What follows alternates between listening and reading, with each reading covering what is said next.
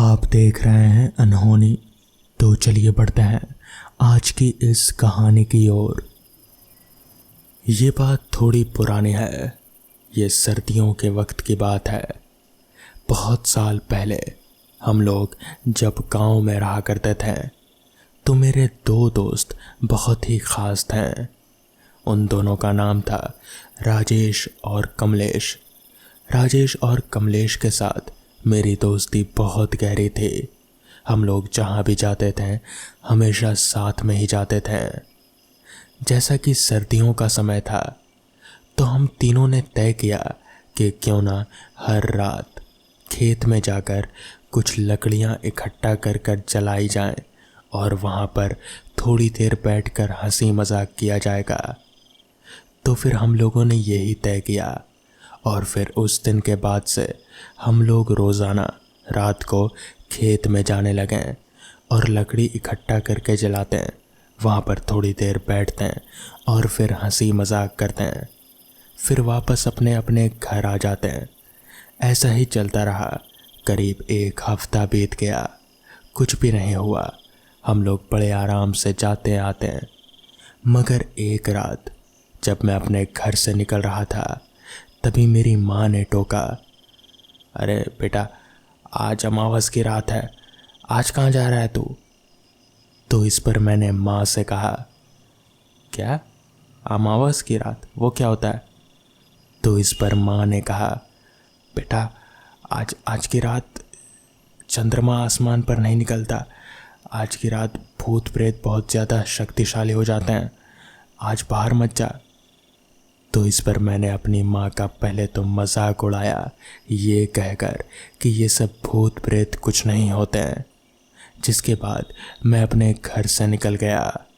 चलते चलते मैं खेत के पास पहुँचा तो वहाँ पर मैंने देखा कि कोई नहीं है। मुझे लगा कि शायद मेरे दोस्त लोग नहीं आएंगे, मगर फिर मैंने सोचा कि वो लोग इतने डरपोक भी तो नहीं हैं कि अमावस की वजह से यहाँ ना आए। जिसके बाद मैंने थोड़ी लकड़ियाँ इकट्ठा की और आग जलाया। अभी मैं वहाँ आग जलाकर बैठा हुआ ही था कि तभी मुझे किसी के चलने की आवाज़ आई। मैंने सिर उठाकर देखा तो पाया कि कोई चलता हुआ मेरी तरफ आगे बढ़ रहा है। मुझे लगा कि शायद मेरे दोस्तों में से ही कोई होगा। वो जब चलते चलते मेरे करीब आया तो मैंने पाया कि वो कमलेश है। कमलेश मेरे पास आकर बिल्कुल सामने सामने बैठा। जिसके बाद मैंने कमलेश से पूछा, अच्छा वो तू आ गया, क्या लगता है राजेश आएगा कि नहीं? इस पर कमलेश कुछ देर मेरी ओर देखा और फिर कहा, पता नहीं वो आएगा कि नहीं। इस पर मैंने कहा, तुझे तेरे घर वालों ने मना नहीं किया आने से अमावस का बोलकर? मुझे तो किया था, मैं चला आया।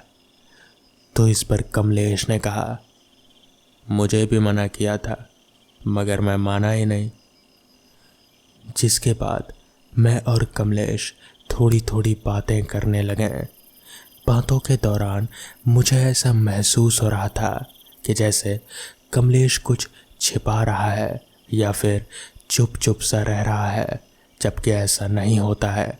कमलेश बहुत ही बातूनी लड़का था, हमेशा बकबक करता ही रहता था। तो फिर आज इसे क्या हो गया? मुझे कहीं ना कहीं कुछ अजीब महसूस हो रहा था। तभी मैंने कमलेश के पैरों की तरफ देखा तो उसके पैर देखकर मेरे पैरों तले की ज़मीन खिसक गई। दरअसल कमलेश के दोनों पैर उल्टे थे, यानी कि उसके दोनों पैर पीछे की ओर मुड़े हुए थे। मैं समझ गया कि ये कमलेश नहीं बल्कि ये कुछ और ही है, मगर अब मुझे ये समझ नहीं आ रहा था कि मैं इससे अपना पीछा कैसे छुड़ाऊं। मैं खड़ा हुआ और फिर उठकर जाने लगा। जाते जाते मैंने कहा, कमलेश, आज ठंड बहुत ज़्यादा है यार, मैं जा रहा हूँ घर। तू बैठेगा तो बैठ, वरना मैं घर जा रहा हूँ। तो इस पर कमलेश ने कहा, चुपचाप यहीं बैठा रहे, कहीं जाने की ज़रूरत नहीं है।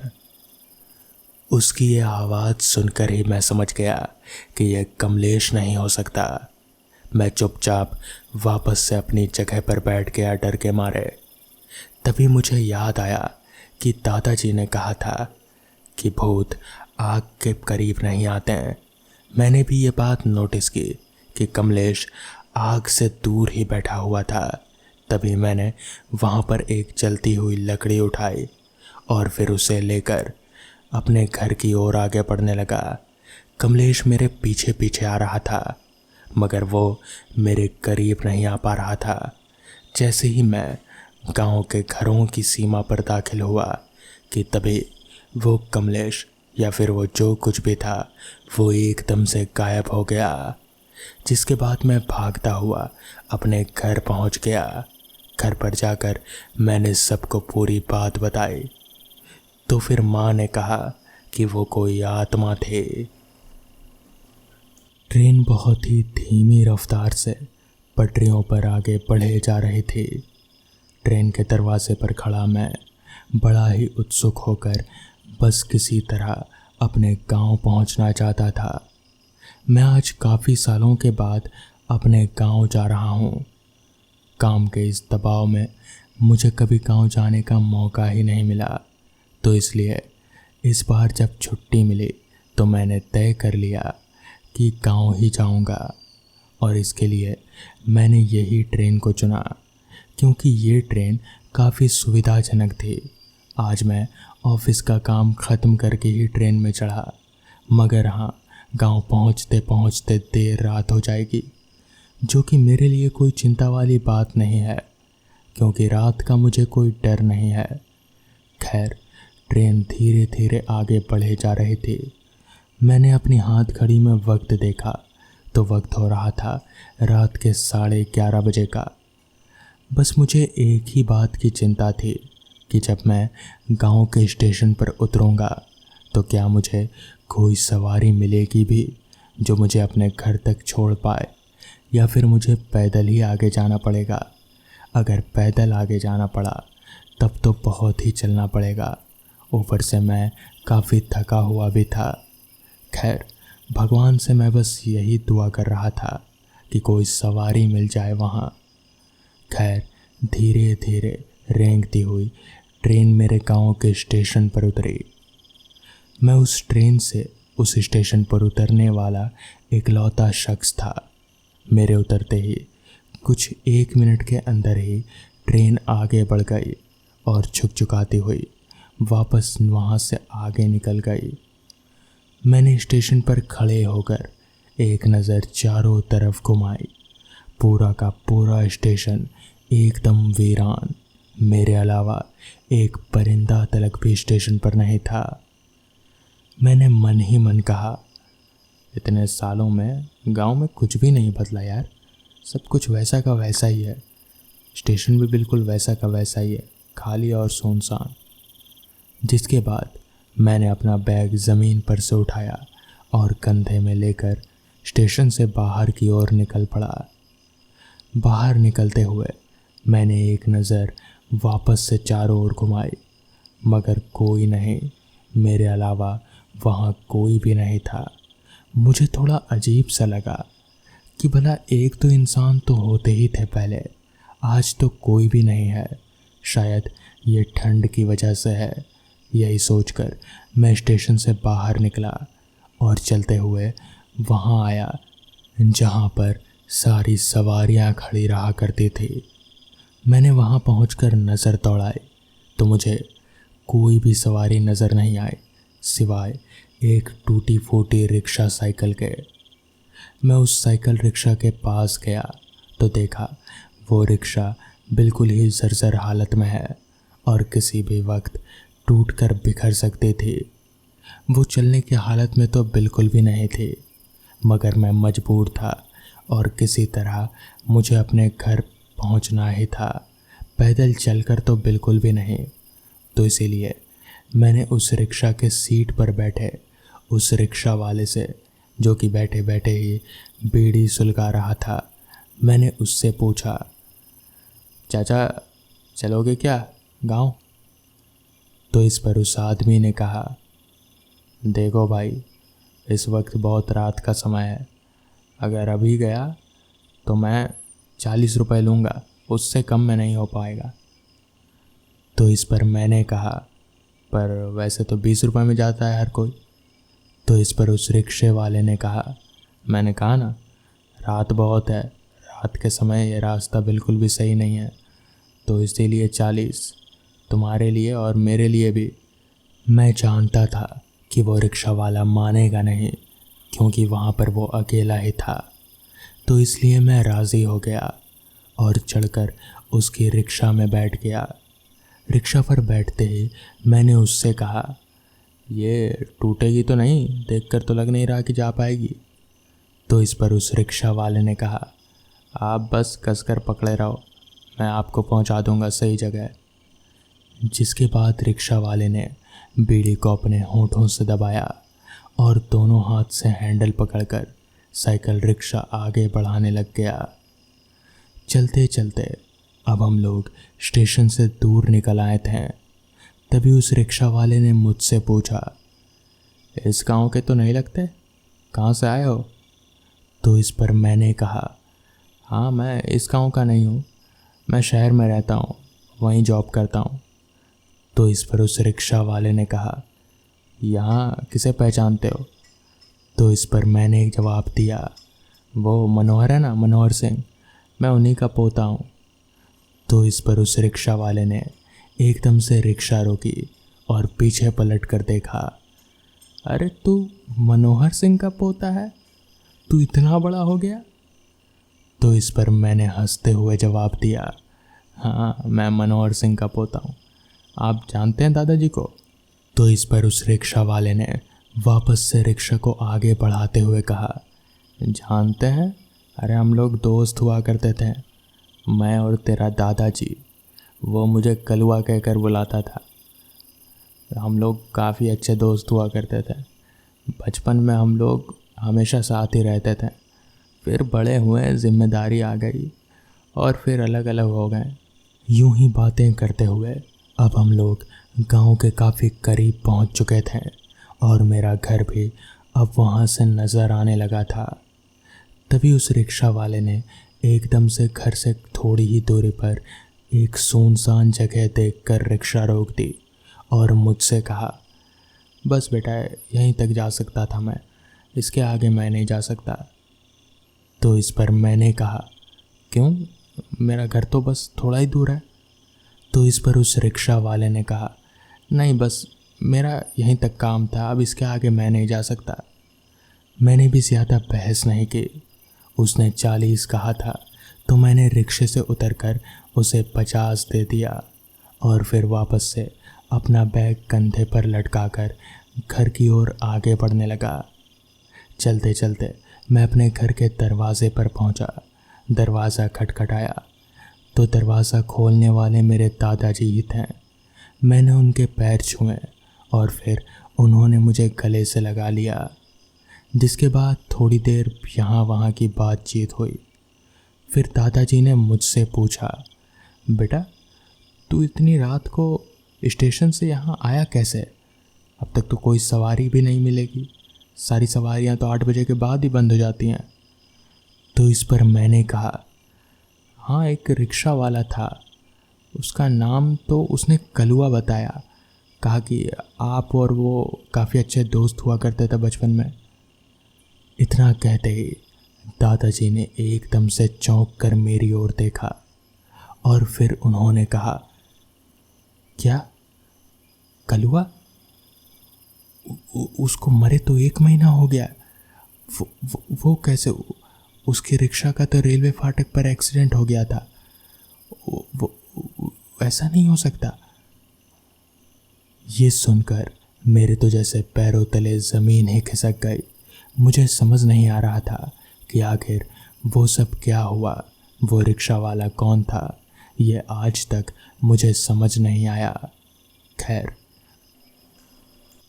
हालांकि ये घटना थोड़ी पुरानी है, मगर वो घटना इतनी ज़्यादा अजीब है कि मुझे आज तक अच्छे से याद है। वो साल था 2007। यह उन दिनों की बात है जब मैं नया नया ग्रेजुएट हुआ था। मेरे पास कोई काम नहीं था तो मैं एक फैक्ट्री में काम किया करता था। उस रात जब हम सारे दोस्त अपना अपना काम निपटाकर घर की ओर बढ़ने ही वाले थे, तभी मेरे एक दोस्त नितिन ने कहा, यार घर जाकर क्या करेगा, चल आज पार्टी करते हैं। मैंने दोस्तों को इकट्ठा किया है रोहित के घर पर, क्या बोलता है? तो इस पर मैंने कहा, अच्छा ऐसा है तो चलो फिर। जिसके बाद हम लोग फैक्ट्री से घर ना जाकर सीधे रोहित के घर पहुंचे और वहां पर पहुंचकर देखा तो रोहित ने सारा इंतज़ाम कर रखा था। वहां पर पीने पिलाने का सारा इंतज़ाम था। हालांकि मैं पीता नहीं था, मगर दोस्तों के साथ बैठकर काफ़ी मज़े किया करता था और चखने का सामान मैं अकेले ही सारा खा जाया करता था। इसलिए मैं अपने दोस्तों के साथ वहाँ पहुँचा था। सारे दोस्त पीने पिलाने में बैठ गए और मैं उन लोगों के साथ बैठ बातें करने लगा और खाने पीने का सामान टटोलने लगा।